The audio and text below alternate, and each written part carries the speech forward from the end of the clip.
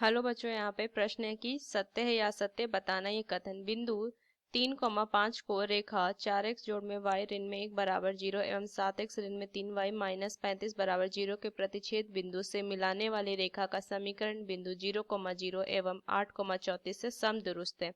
तो चलिए इस प्रश्न को हल करते हैं। मुख्य अवधारणा अगर मैं लिखूं तो देखिए कुछ चीजें यहाँ से हम लिखते हैं कि अब मान लीजिए दो बिंदु है जिसके निर्देशांक x1 y1 है, b एक बिंदु है x2 y2 है। तो इन दोनों को मिलाने की जो रेखा बनेगी तो AB रेखा का समीकरण जो होगा, समीकरण वो क्या हो जाएगा, y माइनस में y1 बराबर में y2 माइनस में y1 बटा में x2 माइनस में x1 गुना में x माइनस में x1। ये रेखा का समीकरण होता है दो बिंदुएं जब दी हुई हो। और एक चीज और हमें यहाँ से ध्यान में रखनी है कि अगर रेखा, मान लीजिए रेखा ax जोड़ में by जोड़ में c बराबर 0 के लिए कोई बिंदु है, बिंदु P जिसके निर्देशांक x1 y1 से लंबवत दूरी जो होगी, यहाँ से लिखेंगे लंबवत दूरी D को हम क्या लिख सकते हैं, यहाँ से सारणिक, यहाँ से मापांक बराबर ये दूरी है तो मापांक लेंगे ax1 जोड़ में by1 जोड़ में c बटा में क्या हो जाएगा वर्गमूल a का वर्ग जोड़ में b का वर्ग। तो ये सूत्र होता है, ये हमें ध्यान रखनी है। चलिए इस प्रश्न को अब हम हल करते हैं। 4x जोड़ में y ऋण में 1 बराबर 0, इसको मैं 1 मान लूंगी। और दूसरा समय समीकरण दिया है 7x ऋण में 3y ऋण में 35 बराबर 0, इसको मैं 2 मान लूंगी। अब देखिए यहाँ से मैं लिख सकती हूँ क्या कि समीकरण 1 से y बराबर में 1 ऋण में 4x ये लिख सकती हूँ, इसको मैं 3 मान लूंगी। अब यहाँ से क्या लिखेंगे, y का जो मान है वो क्या रखेंगे, यहाँ से जो y का मान है समीकरण 2 में रखेंगे तो मान क्या आ जाएगा 7x, लिखेंगे 7x ऋण में 3 गुना में 1 ऋण में 4x ऋण में 35 बराबर 0।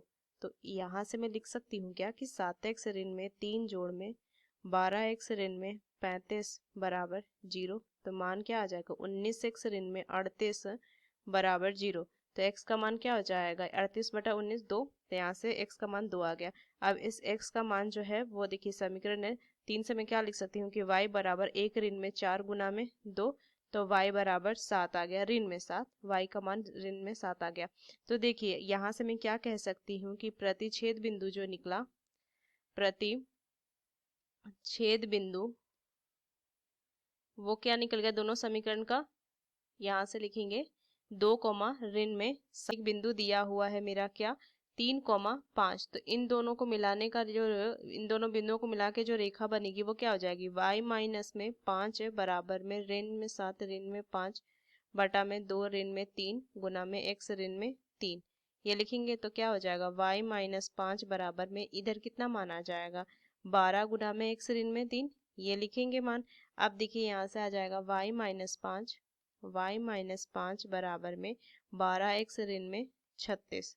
तो y का 12x ऋण में y माइनस में 31 बराबर 0, ये आ गया, इसको मैं 4 मान लूंगी।